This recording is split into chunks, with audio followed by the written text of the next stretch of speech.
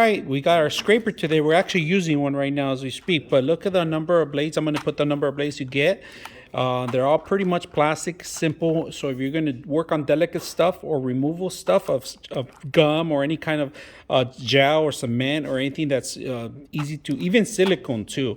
Right now we're going to do bundle with it. So very sensitive stuff that you can work with, easy to use, very sharp. And like I said, they give you multiple ones. So you got plenty of them to work with. So I hope you guys enjoy the video.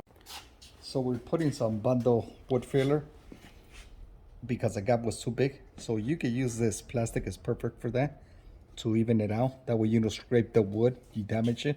So this is a perfect example of how to use this plastic blade. It's perfect for doing high-end stuff because you don't want to scrape your wood, and you could just clean it up afterwards, and that's it. All done. Perfect, Silvio.